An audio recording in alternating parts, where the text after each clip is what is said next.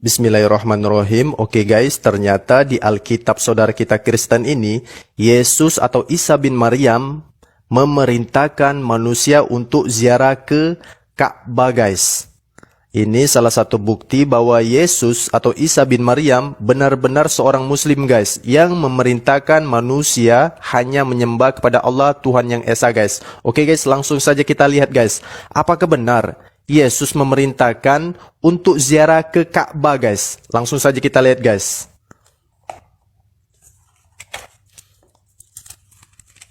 Oke, ini Alkitab.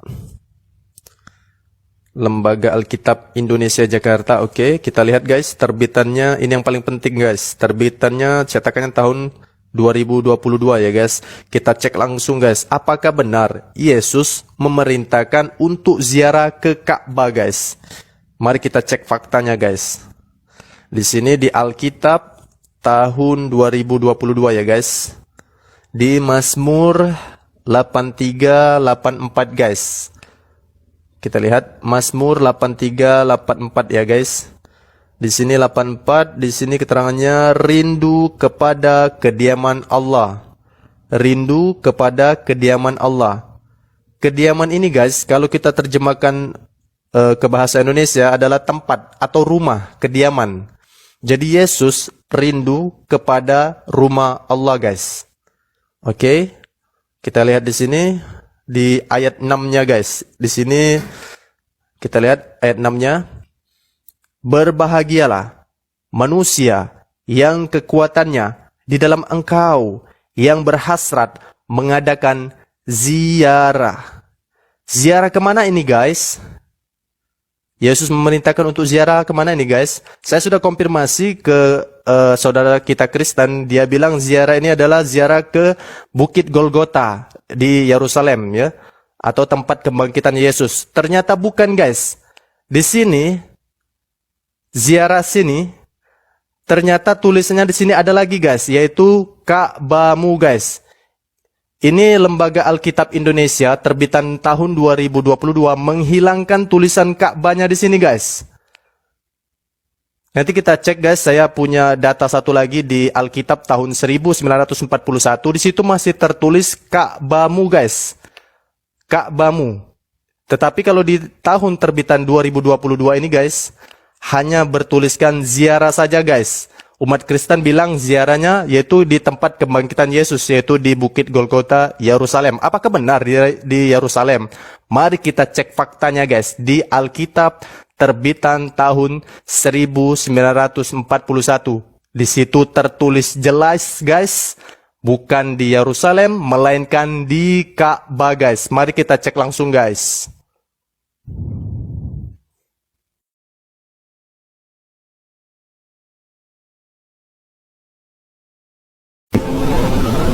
Wasiat yang lama. Berbagilah orang yang kuat ya adalah dalam engkau, dan hatinya ada pada jalan raja. Ka'bahmu.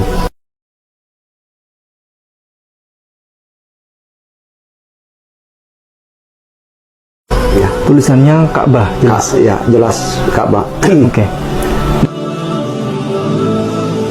Mengapa dalam Alkitab ada kata Ka'bah, ya kan? Seperti dalam video ini berkata bahwa Yesus Kristus itu adalah Muslim. Nah, kita lihat dulu sejarahnya Alkitab. Tahun 1621 Melchior Leitsdecker itu menerjemahkan Alkitab ke bahasa Melayu dibantu oleh pakar Melayu. Tentunya pakar Melayu tersebut adalah beragama Muslim, ya. Sampai 1929 itu Alkitab yang dibaca tadi dalam video itu dibantu oleh Abdul Ghani. Tentunya dia juga beragama Muslim. Tentunya konsepnya menerjemah Alkitab itu tidak seperti konsep penulis, ya. Dia pasti terjemahkannya menurut pengertiannya. Itu sebabnya dalam buku ini dikatakan, sebab menurut pemandangan Melayu, misalnya perkataan Tuhan, Isa berarti kepada pihak Tuhan. Menurut perasaan orang Arab dan orang Melayu jati ialah Allah. Jadi Tuhan yang di situ itu Allah, gitu ya. Karena kata Allah sudah banyak orang yang mengetahui, sudah banyak orang yang memahami. Padahal dalam Alkitab yang dibawa oleh pertama kali oleh orang yang membawa Alkitab pertama kali, itu kata Tuhan masih kata Elohim, dan tidak banyak orang memahami Elohim, gitu. Yang banyak dipahami adalah kata Allah, ya. Itu sebabnya dikatakan begini, kadang-kadang penyalinan terpaksa menggunakan perkataan Arab yang telah dilajimkan dalam bahasa Melayu, perkataan Arab yang dilajimkan. Nah, itu sebabnya dalam Alkitab ada kata-kata Islami yang sempat dipakai dalam penterjemahan Alkitab, ya. Contohnya dalam kitab Injil yang terbitan tahun 1934 itu masih ada kata Assalamualaikum, ya, masih ada kata Allah Ta'ala, Ka'bah, masjid, kafir, halal, haram, itu masih ada, ya. Nah, contoh seperti ini dalam Yohanes 20:21, maka kembali Yesus berkata sama dia orang, ya kan? Artinya orang itu, Yesus berkata kepada orang itu, ya, Assalamualaikum, itu dikatakan di situ, ya.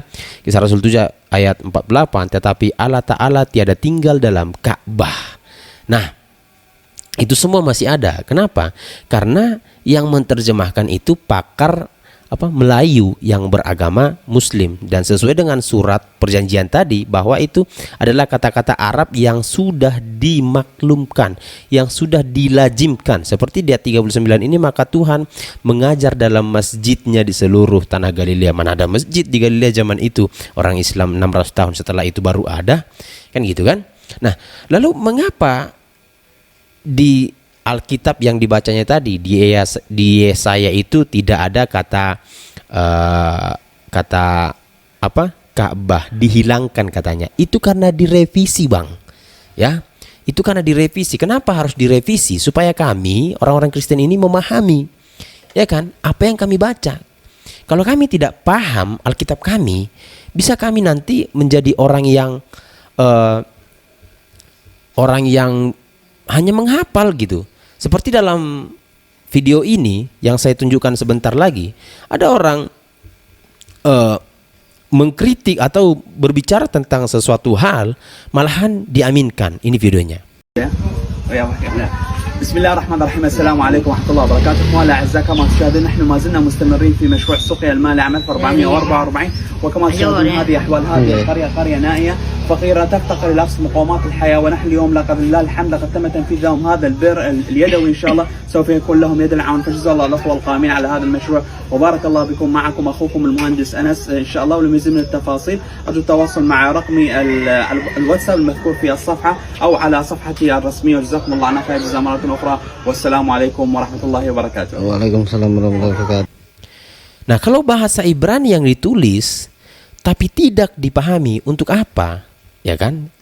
Nah, justru kami harus memahami apa yang kami baca. Contohnya, bahkan baru-baru ini ada Lembaga Alkitab Indonesia telah merevisi, telah menerbitkan Alkitab baru. Untuk apa? Untuk lebih paham lagi apa yang dimaksud di situ. Contohnya begini.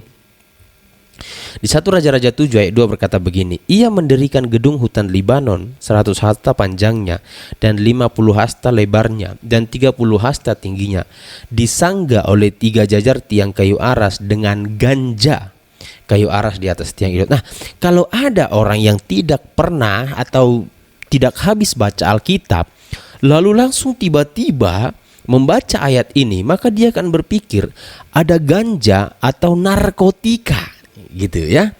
Ada ganja atau narkotika yang ditaruh di situ, di gedung itu. Padahal ganja yang dimaksud di situ dalam arti sebenarnya adalah balok. Jadi dalam Lembaga Alkitab Indonesia diterjemahkan dengan balok, direvisi, diganti dengan balok supaya orang lebih memahami. Nah, contoh yang kedua itu dalam 1 Nehemia 1 ayat 8 ya. Saya bacakan di sini Nehemia 1 ayat 8. Saudara bisa juga buka Alkitab di situ, ya.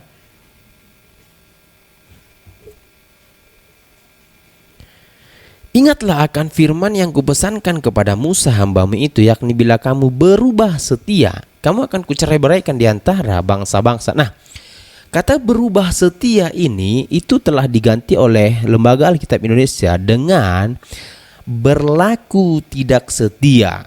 Nanti kalau orang pikir orang yang nggak memahami berubah setia, jadi orang itu berubah jadi setia gitu ya. Padahal arti sebenarnya adalah dia jadi tidak setia. Nah, pemahaman-pemahaman seperti inilah yang perlu dipahami di kalangan modern ini. Karena dalam kalangan modern ini bahasa itu berkembang, ya kan?